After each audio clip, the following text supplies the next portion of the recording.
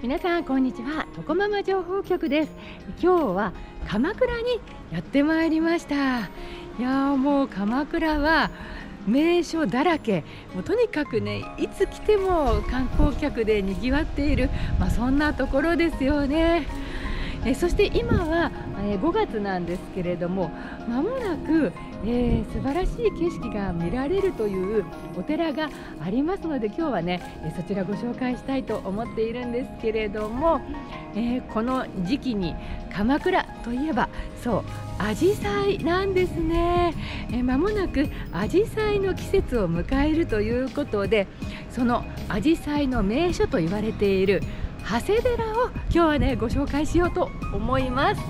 いやもうね、長谷寺の紫陽花といえばあまりにも有名でね、もう知らない方はいないんじゃないかなと思うくらいなんですけれども、今日はねその紫陽花の季節の一足早いこの時期にやってまいりまして、皆様にね、どんなお寺なのかっていうのをちょっとね先にご紹介しておきたいなと思いました。この長谷寺っていうのはですね、1300年以上の歴史がある古刹でして、大変由緒もあるお寺なんですよね。ですので紫陽花だけではなくて境内本当に見どころがたくさんありますので、今日はねそちらの方もじっくりとご紹介しながら長谷寺散策を楽しみたいと思います。江ノ電長谷駅から歩いて5分ほど、門かぶりの松越しに長谷寺の象徴ともいえる三門の赤い提灯が見えてきました。エントランスはその左側。まず受付で拝観料を支払います。拝観料はご覧の通り。チケットを買っていざ入場です。わー、緑が綺麗。わあ、すごくお庭が綺麗ですね。はい、本堂の方にまず向かってまいります。水の音が聞こえる。はい、こちら手水舎になりますね。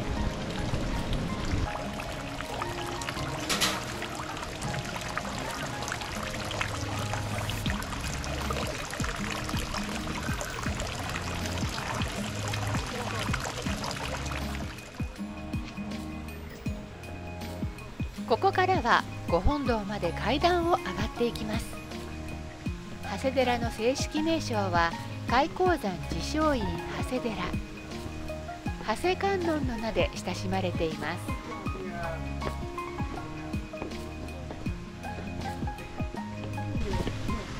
す。うわー、この緑のもみじ、青もみじの爽やかなこと、本当に気持ちのいい緑一色の参道ですね。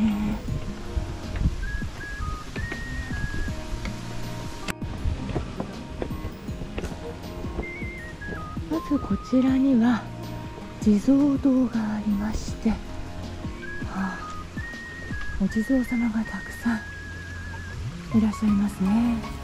お堂内には子孫繁栄のご利益があるとされる福徳地蔵が奉安されており、水子やご先祖のご供養で建てられたお地蔵様がお堂を取り巻くように並んでいます。ご本堂が見えてきました。ご本堂は観音堂と称され、幾度となく再建されてきました。はい、こちらがご本堂になります。大きいですね。石の灯籠。ここはとっても開けてますね。白い壁に黒い柱のコントラストが美しいご本堂。こちらにはご本尊の十一面観世音菩薩像が奉安されています。はい、こちらがご本堂になるんですけれども、中の方は撮影ができませんので、今からねお参りしていきたいと思います。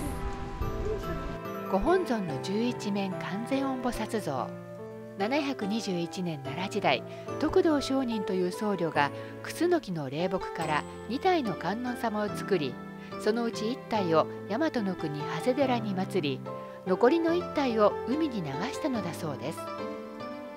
その1体は15年間もの間漂流し、736年相模の国長井の浜に打ち上げられました。それをご本尊として鎌倉の長谷寺が創建されたそうです。奈良の長谷寺の観音様と鎌倉の観音様は双子だったんです。観世音菩薩像は高さ 9.18 メートル、木彫りの仏像としては日本最大級の大きさを誇る尊像です。頭の上に11のお顔があり、岩倉に立つお姿が特徴とされています。はい、今ですね、ご本堂の方で11面観世音菩薩像をお参りしてきました。本当に大きくて金色に輝いていて、いやー、迫力がありますね。いや、大きな、菩薩様が1300年前に作られて、そしてね、海を漂流していたっていうのはね、なんかね、信じられないですね。この動画でそのお姿をお伝えできないのは残念ですが、長谷寺や観光案内のホームページなどにも紹介されていますので、ぜひご覧になってみてください。さてご本堂のですね、右のお隣に阿弥陀如来像があるんですね。こちらね、ちょっとお参りさせていただこうと思います。厄除け阿弥陀如来って書いてあります。源頼朝公が42歳の厄除け祈願のために造立したものとされており、元は近隣に所在したとされる清願寺のご本尊だったと伝えられています。ご覧のようにお座りになっている座像で、鎌倉六阿弥陀の一つにも数えられています。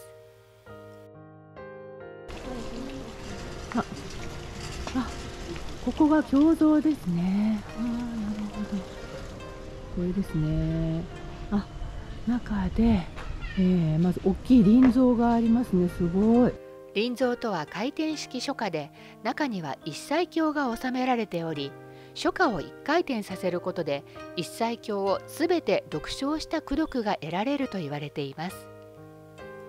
この木の取っ手を押して回すのですが、回せる日は毎月18日とお正月など決められた日のみとなっています。でもいつでも自分で回すことができるマニ車というものがあるんです。で、こちらを回すと、お経をすべて読んだことになるというね、そういう仕組みになっているんです。ではね、回していきましょう。マニ車とは主にチベット仏教において用いられる道具で、全部で18基あります。観音菩薩の縁日である18の数字にちなんでいるんですね。ではこの眺望散策路の方にね、入っていきたいと思いますが、このお堂のさらに奥を通って結構ですね、ここから階段登ったりとか上がり下がりあるんですよね。で、結構ね、高いところまで登っていくので、ちょっとね、歩きやすい靴とかの方がいいかもしれないですね。私はね、もうだいぶ草履で歩くことに慣れたので、このぐらいはいけますけども、結構なね、高さを登っていきます。で、実はこの辺りがですね、全部アジサイなんですね。で、もうこの、傾斜一面アジサイが植えられていまして、もう間もなくですね、そのアジサイの季節を迎えるんですが、今はね、このように青々としています。これがアジサイの季節になるとどうなるかっていうのをね、去年ですね、私アジサイの時期にこの道を散策して、それを撮影したものがありますので、そちらをちょっとね、ご覧になってみてください。眺望散策路には40種類2500株のアジサイが植えられており、例年では5月中旬から下旬頃にかけて山アジサイ、ガアジサイが咲き始め、6月中旬頃からは色とりどりのアジサイが見頃を迎えます。斜面一面が七色に染まることから七色浄土とも呼ばれ、まさに極楽浄土のような美しい景色が広がります。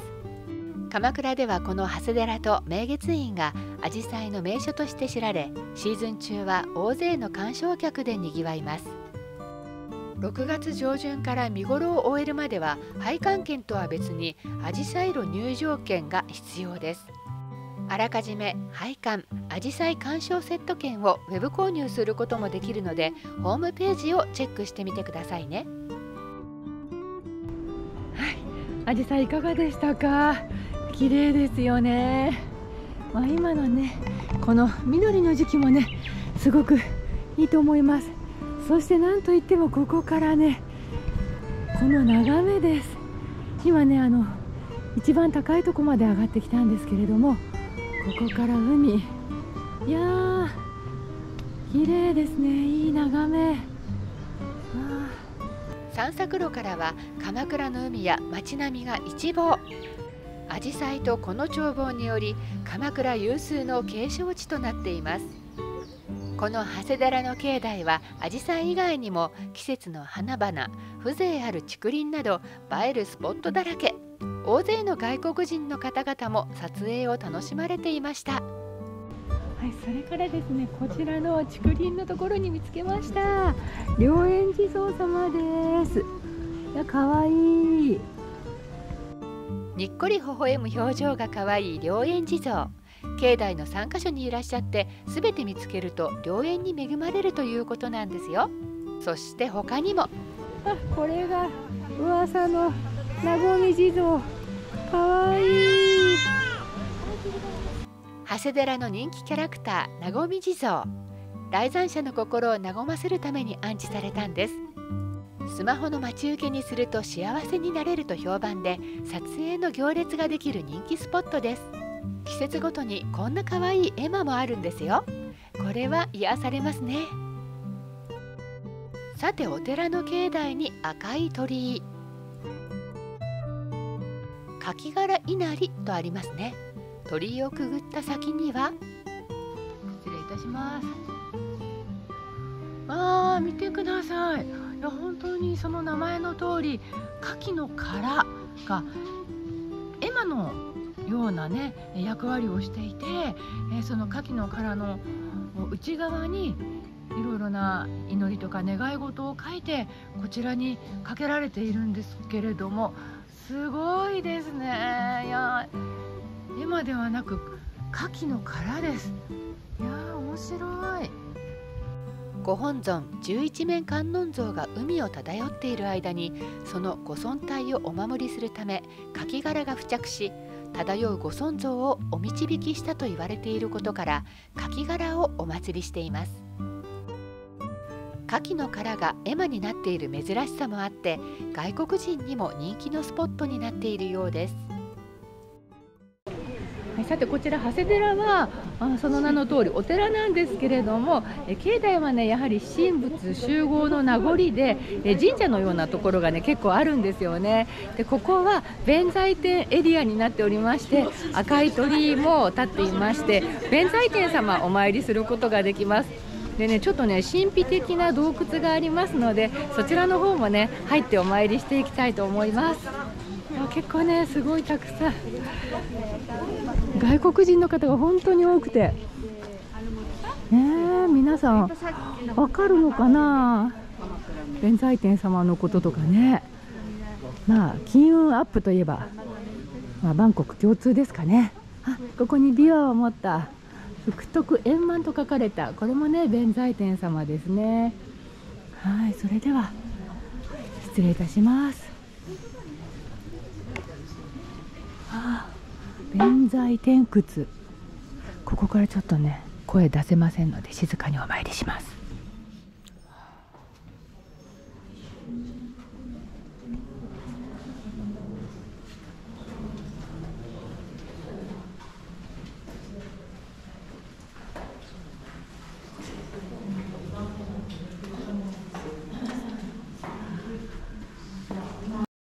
かなか迷路のようになってますね。こちら宇賀神が祀られています。あ、嘘、すごい。別名宇賀の御霊の神ってなってますね。宇賀神といえば蛇神様、弁財天様と同じ神様であるとされている民間信仰で、宇賀の御霊の神とも同一とされる説もあり、弁財天イコール宇賀の御霊の神ということになりますね。この辺りについては明確な説がなく、私も実はよく分かっていません。日本の神様とインドの神様がどういう過程を経て混ざり合ったのか謎ですね。そんなことを考えながらさらに奥へ。ここに弁財天様がいらっしゃいます。ここからはかがまないと通れないような天井の低い通路になっています。いや、すごいですね、本当。いや、まさに洞窟、なんかテーマパークみたいですね。この弁財天窟は弘法大師参籠の地と伝わっており、壁面には弁財天様とそれに付き従う16同士が彫られています。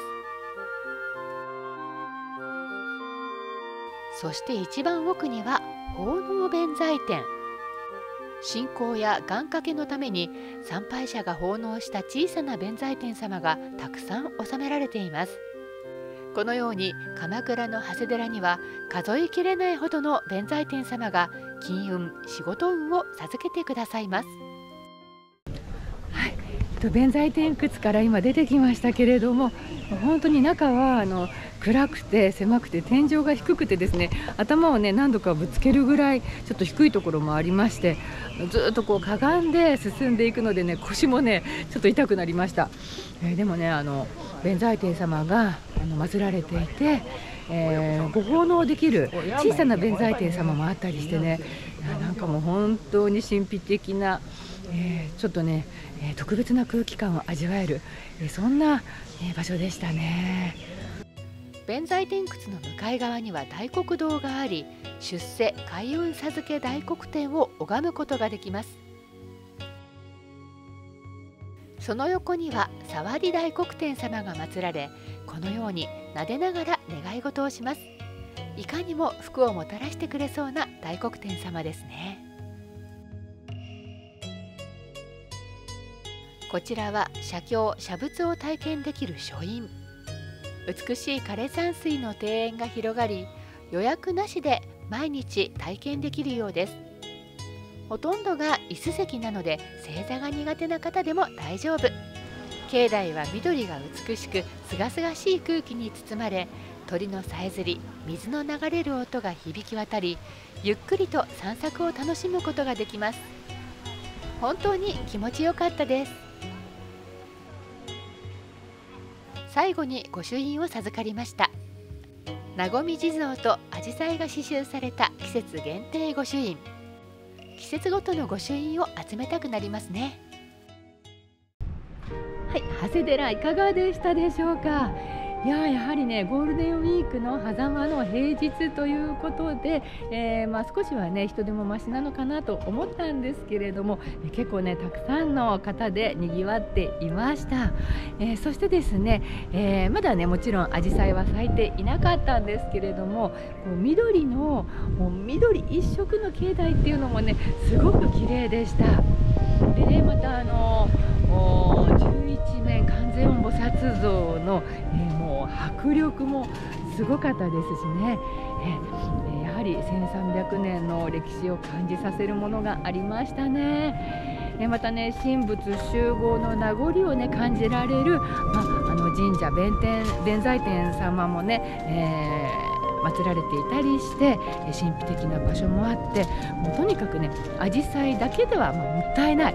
長谷寺も本当にね見どころがたくさんありますので、これからの季節紫陽花をね見に来られる方もたくさんいらっしゃると思うんですけれども、ぜひとも長谷寺隅から隅までね、ご覧になって、楽しみながら参拝されてみてはいかがでしょうか。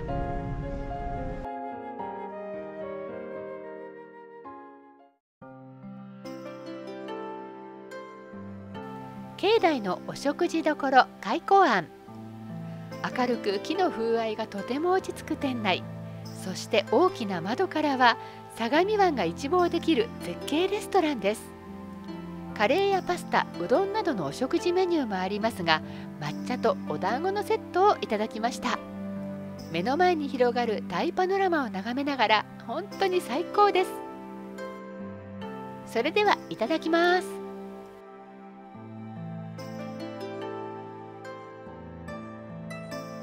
お団子はとっても柔らかいんです。みたらしのタレも甘さが上品で、つきたてのお餅をいただいているみたい。美味しかったです。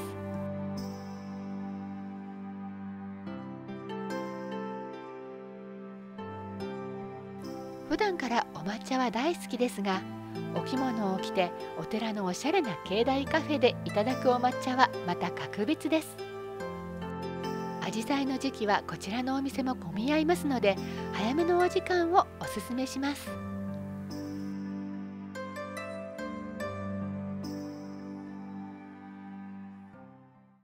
お伝えした内容は時期によって異なる場合がございます。最新の情報はホームページなどでご確認くださいね。ご視聴ありがとうございました。よかったらチャンネル登録お願いいたします。